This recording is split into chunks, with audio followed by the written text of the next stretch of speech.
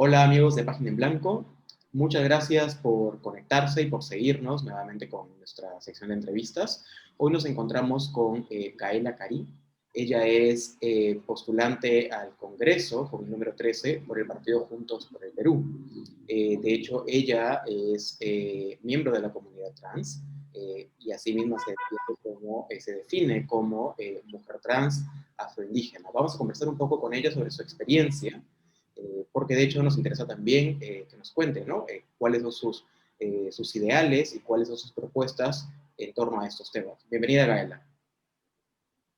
Imaina Yayaykunas, Taraykunas, Guarmikunas, Sutimi Gaela, Tracacha Mandina. ¿Qué tal, Yair? ¿Cómo estás? Qué gusto estar contigo el día de hoy. Qué gusto estar con ustedes.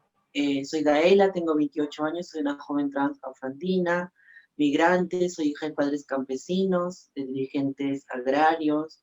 Desde muy pequeña me he dedicado a luchar contra todas las injusticias, a pelear por la igualdad. No solamente soy una candidata al Congreso, sino que en realidad soy una defensora de derechos humanos. Perfecto. Nuevamente, gracias por aceptar la invitación, Gaela. Bueno, lo primero que te quiero preguntar es, recientemente el Congreso acaba de aprobar, bueno, la Comisión de Mujer y Familia acaba de aprobar el dictamen sobre la Ley de Identidad de Género y también recientemente se ha celebrado el Día de la Visibilidad Trans. ¿Cómo recibes tú y tu comunidad esta noticia?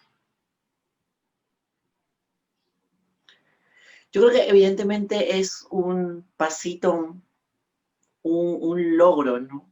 En medio de esa situación tan compleja. Y en realidad es un logro que ha sido conseguido gracias a las organizaciones trans, a las organizaciones LGTBI, a las organizaciones feministas, a las congresistas aliadas, y gracias también a quienes presentaron el proyecto y estuvieron incidiendo por su aprobación durante varios años, ¿no? Me refiero a Indira Wilka, a Marisa Glave, a Tania Pariona, quienes pusieron este proyecto legislativo 790 del Congreso anterior. Sin embargo, aún queda mucho por hacer, nos toca pelear para que sea aprobado en el Pleno, nos toca además luchar para que los antiderechos no petardeen como han intentado hacerlo. Eh, por ejemplo, en medio de toda la discusión sobre la aprobación de este dictamen, eh, habían organizaciones de antiderechos que publicaban los datos, los WhatsApps de las congresistas que habían anunciado su voto a favor por la aprobación del proyecto legislativo 790 con la intención de hostigarlos. Esto nos demuestra que no solamente son una amenaza para las personas trans, sino también para la democracia. No les importa hacer uso del acoso, del hostigamiento a los congresistas ni a ninguna otra persona, ¿no? Y creo Entiendo. que es necesario celebrar este pequeño logro, pero también recordar todo lo que nos toca aún por luchar. En cuanto a al Día de la Visibilidad Trans, pues creo que es sumamente necesario también recordar que es la visibilidad nuestra principal herramienta. Es la visibilidad lo que ha hecho posible que podamos evidenciar la necesidad de tener que contar con normas, con políticas públicas y con leyes para poder garantizar nuestros derechos fundamentales. Ha sido la visibilidad de Marcha Johnson, de Silvia Ramírez, de Loana Berti, de Diana Zacayán, lo que ha evidenciado la necesidad de tener que contar con medidas que nos ayuden a poder ejercer de manera plena nuestros derechos, ¿no? Así que en ese sentido yo quiero saludar una vez más a todas las personas trans y recordar además que es sumamente necesaria nuestra visibilidad, la visibilidad de las personas indígenas, de las personas trans en toda su diversidad, no solamente las mujeres trans, sino también los transmasculinos, las personas trans de género no binario. Eh, Recordar que la visibilidad es nuestra herramienta política y nuestros cuerpos son políticos, ¿no? Nuestra existencia es política. De acuerdo. Has dicho que ese es el primer peldaño todavía, ¿no? Entiendo que falta mucho todavía. Si tuvieras que calificar, digamos, en un porcentaje del 0 al 100%, ¿cuánto dirías que está Perú todavía en términos de integración de la diversidad, ¿no? O de aceptación de la diversidad. Más que aceptación, creo que el reconocimiento de nuestros derechos, y creo que ahí estamos todavía bastante bajos, ¿no? Creo que nos toca recorrer en Perú por lo menos un 95%, ¿no? Ojo que la ley de identidad de género garantiza el derecho fundamental a la identidad de las personas trans, pero no garantiza los derechos fundamentales a la salud, a la educación, al trabajo de las personas trans, y por eso es necesario otras normas además de la ley de identidad de género, ¿no? Por ejemplo, yo ahorita estoy proponiendo una ley integral trans. ¿Por qué? Porque las personas trans viven en situación de precariedad y de pobreza. Hemos sido espectoradas del sistema educativo, hemos sido echadas de nuestras casas, no hemos podido concluir nuestros estudios, en la mayoría de casos, nuestros estudios primarios, secundarios, no hemos logrado ir a la universidad o concluir estudios técnicos, salvo algunas excepciones.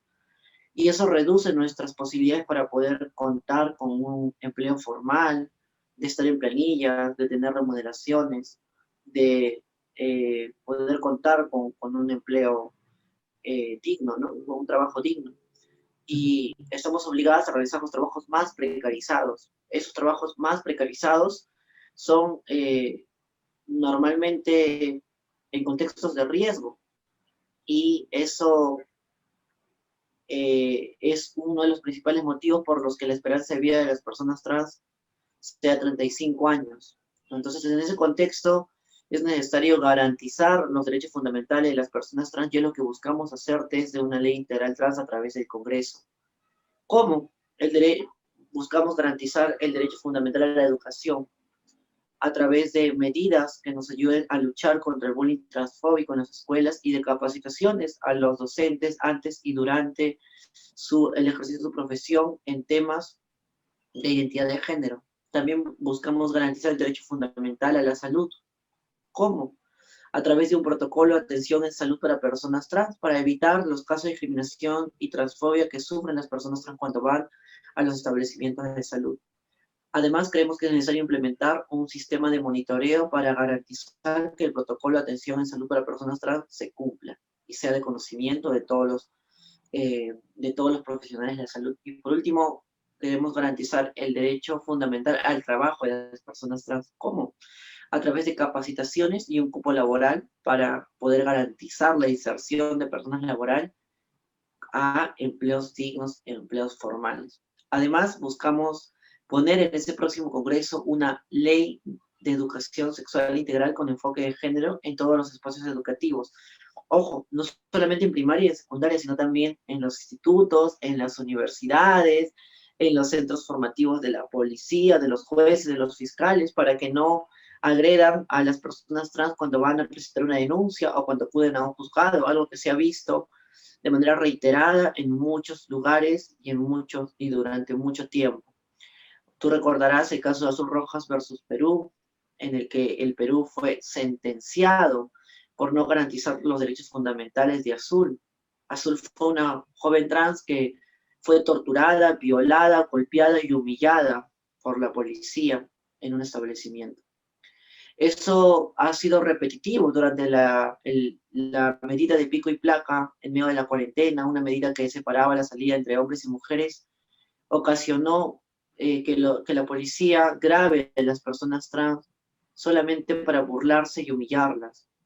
Ese tipo de situaciones de violencia, discriminación y transfobia ha ocurrido a lo largo de todos estos años. Ha sucedido a finales del año pasado, sucedió a inicios de este año, y por eso es sumamente necesario acabar con esa tradición de violencia machista a través de la educación, pero también a través de una reforma policial para acabar con la criminalización de la protesta y la tradición de violencia y corrupción enquistada en la policía.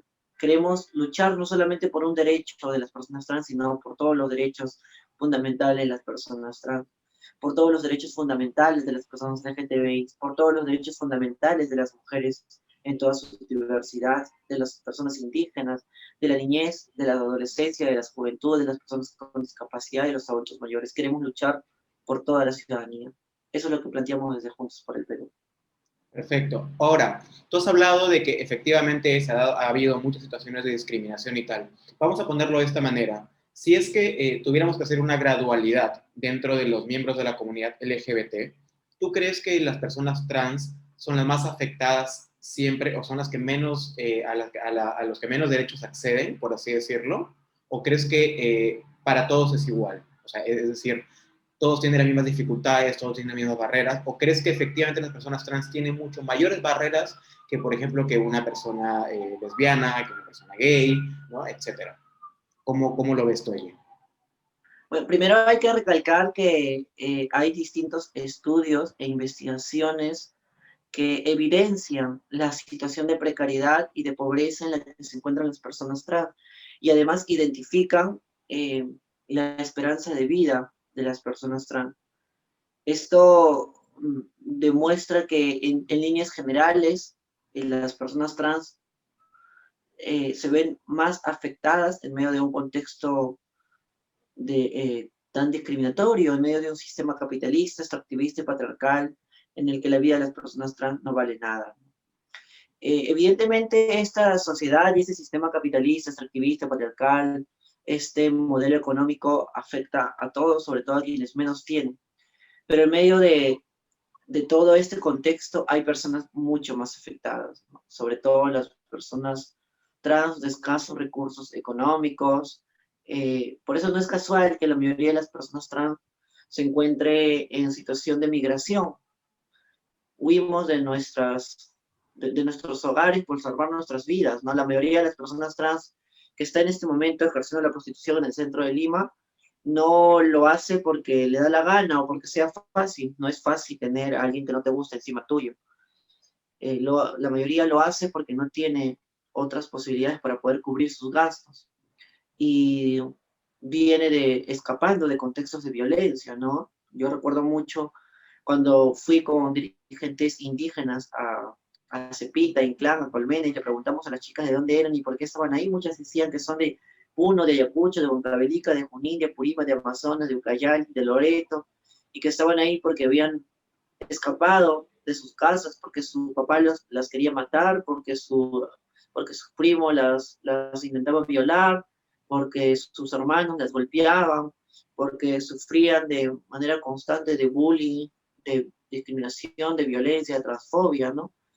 Entonces eso nos demuestra una realidad, no es yo creo, sino los hechos concretos y la realidad nos demuestran la situación de desigualdad en la que se encuentran las personas trans. No es casual eh, que los indicadores en cuanto a las personas trans se disparen y nos demuestren una afectación directa a nuestras vidas, a nuestros derechos, ¿no? Entonces, en ese contexto, el Estado tiene que garantizar los derechos de las personas trans y la sociedad tiene que hacerse cargo de esa situación de violencia sistemática a la que nos expone, ¿no? Ninguna de nosotras nace con disforia de género. Hay personas trans que desarrollan disforia de género en el camino porque están expuestas a situaciones de discriminación y violencia de manera constante y permanente. Si todo el tiempo te dicen, Jair, no sirves, eres anormal, lo que sientes no está bien, camina bonito, ríe bonito, vístete bonito, no te vistes así, no Claro, te rías así. afecta emocionalmente y terminas por confundirte y aceptando lo que los demás quieren que seas. Exacto. Entonces, por eso todo eso impacta en nuestras vidas, impacta en nuestros derechos, ¿no? Yo con esto no quiero decir que no haya personas cisgénero, LGTBI, heterosexuales que no la pasen mal, definitivamente las hay, ¿no? Hay muchas personas, por ejemplo, yo durante el año pasado he estado atendiendo distintos casos de adolescentes y de jóvenes LGTBI que han sido echados de sus casas, que han huido para poder salvar sus vidas, y creo que sí hay casos, evidentemente, que necesitan de atención, ¿no? Pero la regla general o la mayoría de casos en las personas trans nos demuestran que somos una población que ha estado expuesta a situaciones de discriminación y violencia.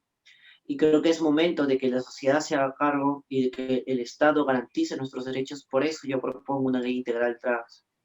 De acuerdo. Ahora, has mencionado algo interesante. Has dicho que en Lima se concentra mucha población migrante trans, ¿no? ¿Hay algún estudio o tienes tú de pronto alguna cifra, algún porcentaje de cuánto es la cantidad de migrantes trans que hay aquí en Lima que justamente huyen de sus ciudades o de sus pueblos originarios y tal para evitar exponerse al peligro en el que están constantemente? Bueno, yo he estado en esos lugares. Soy una de las personas migrantes y he vivido eso en carne propia, ¿no? Así que por eso hablo desde la experiencia. Sin embargo, hay algunas investigaciones, ¿no? Por ejemplo, una encuesta realizada por Féminas y hay un proceso de investigación que hace Más Igualdad con DTM y también con Féminas, con varias organizaciones que buscan generar data al respecto, ¿no? Creo que es sumamente necesario que esto ha arrojado varias cifras, ¿no? Sin embargo, lo real es que el Estado tiene que garantizar eh, la generación de data para poder pasar a construir las políticas públicas, ¿no? Es sumamente necesario contar con un censo, contar con un informe más detallado, ¿no?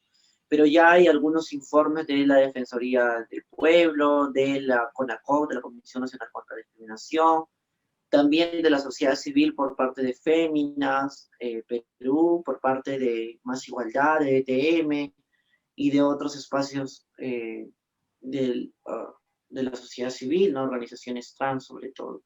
Claro. Ahora, ya has venido mencionando algunas de tus propuestas, de hecho, varias de las propuestas que justamente tú quieres llevar en torno a estos temas, ¿no? De la comunidad LGBT, pero quiero preguntarte también algo, de pronto un poco más personal, ¿no? Tú eres consciente de que vivimos en un país ultraconservador y el hecho de que justamente te hayas vuelto un rostro más visible de la comunidad LGBT y de que eventualmente llegues al Congreso, vas a estar muy expuesta a críticas probablemente porque lamentablemente la sociedad es muy conservadora y lo van a ver.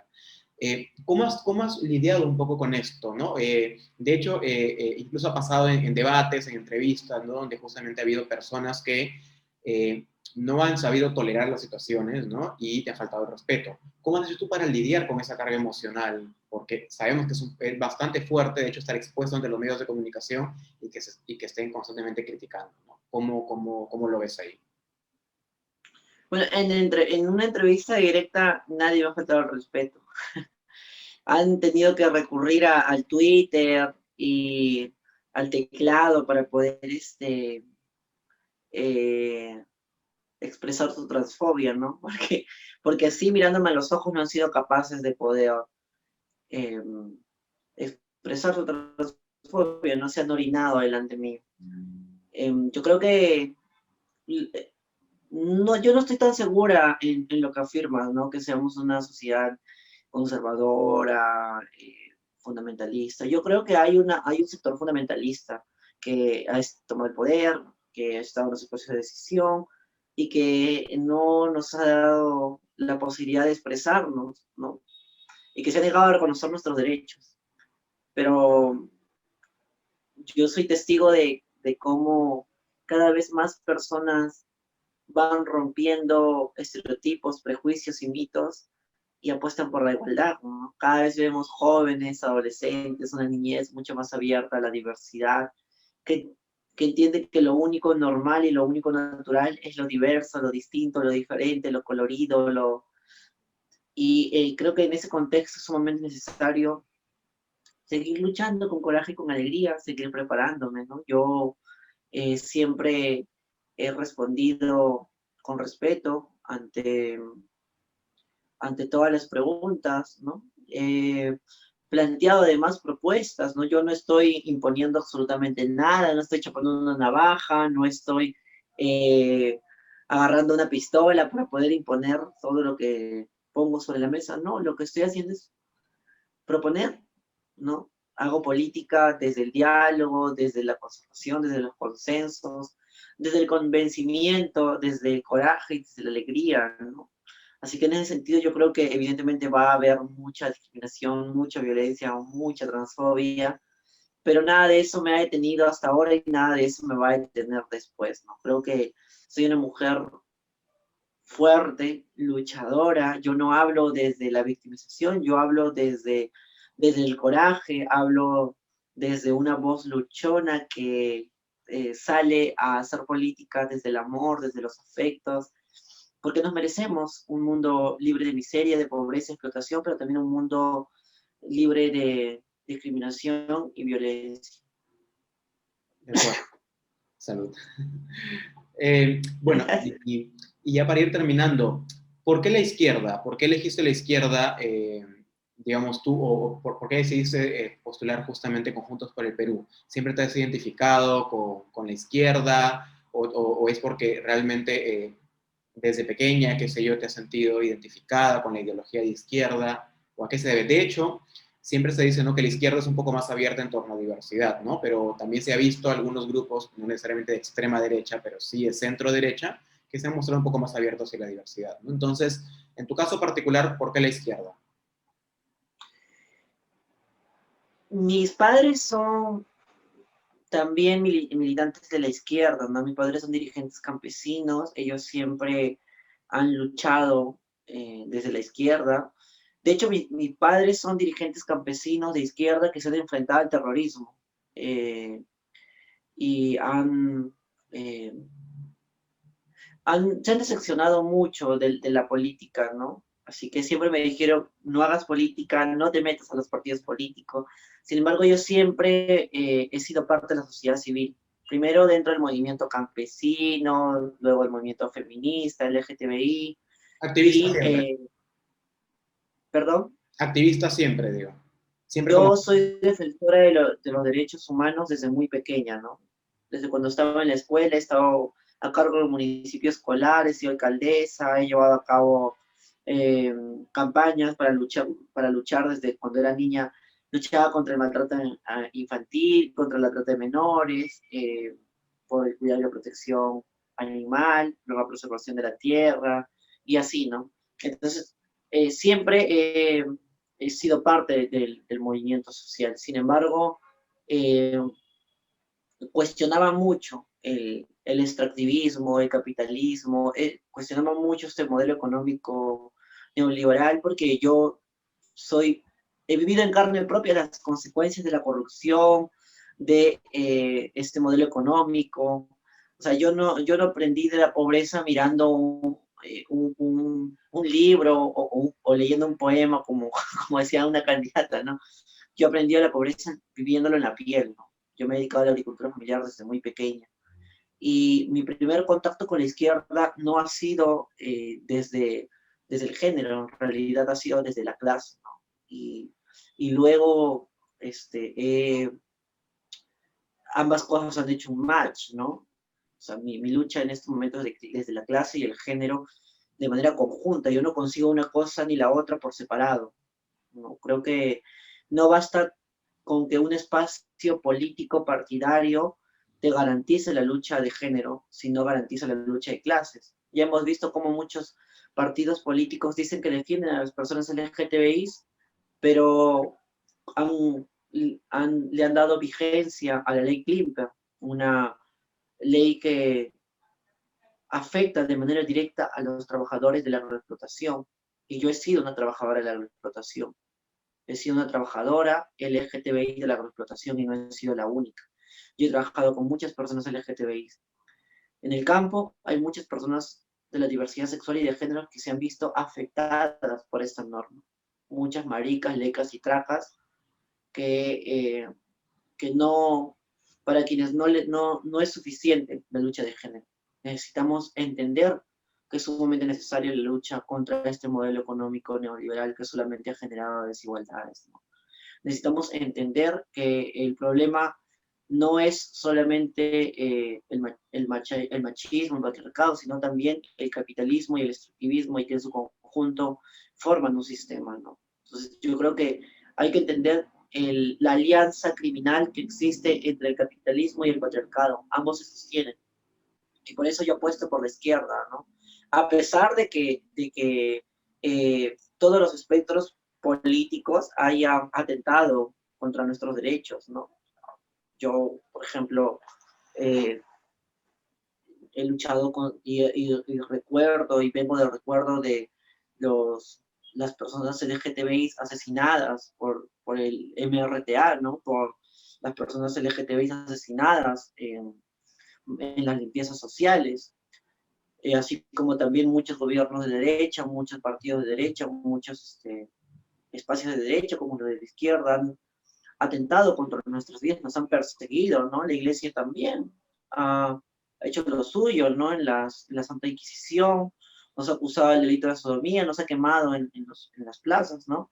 Y en ese contexto yo milito desde la izquierda, pero no milito con un discurso o una militancia complaciente. Yo lucho hacia adentro y hacia afuera y milito desde un carácter crítico, desde el coraje, desde la alegría y peleo hacia adentro y hacia afuera para poder eliminar todas las actitudes machistas, homofóbicas, legofóbicas, transfóbicas, ¿no? Pero estoy en la izquierda porque creo que la izquierda es el camino para poder garantizar una sociedad con igualdad de condiciones para todos, para todas y para todos, ¿no? La derecha no está dispuesta a hacerlo porque quiere más mano de obra barata y no le importa si es una mujer cis o una mujer LGTBI, no le importa si es un hombre cis o es un hombre trans, si es un hombre heterosexual o si es un hombre homosexual, lo único que le interesa es la mano de obra barata y si tiene que explotar a personas LGTBI para ellos, lo va a hacer. Ya hemos visto cómo partidos tibios de centro han dado, le han dado vigencia a la ley Klimper, como te explicaba hace un momento, pero también a regímenes laborales que afectan nuestras vidas, ¿no? Yo apuesto por el matrimonio igualitario dentro de mis propuestas y va a ser algo que voy a pelear, pero ojo, el matrimonio igualitario no le va a dar de tragar Claro. a los LGTBI pobres, no le va a garantizar el derecho a la educación o al trabajo a los gays, a las lesbianas, a las trans, del campo, de las zonas populares de Lima, ¿no? A pobres, ¿no? Entonces, en ese contexto creo que hay que entender que la lucha tiene que ser desde el género y la clase, no por separado, no uno solo sin el otro, ni viceversa. Por eso yo milito en la izquierda y creo que la izquierda es el camino. De acuerdo. Gracias por tu respuesta. Y bueno, ya para cerrar, si pudieras resumir tus propuestas en tres cuestiones puntuales de llegar al Congreso, ¿qué harías tú por la comunidad LGBT? ¿Cuáles serían esas tres cuestiones que harías? Yo propongo cuatro cosas fundamentales. La primera es una reforma de género para poder luchar de manera frontal contra la violencia de género. ¿Cómo? A través de cuatro iniciativas legislativas que son fundamentales. La primera es la Ley de Educación Sexual Integral con enfoque de género en todos los espacios educativos para acabar con la educación machista y empezar a educar en igualdad. La segunda es el matrimonio igualitario, la Ley Integral Trans, el Sistema Integral de Cuidados y la despenalización del aborto en todas las causales.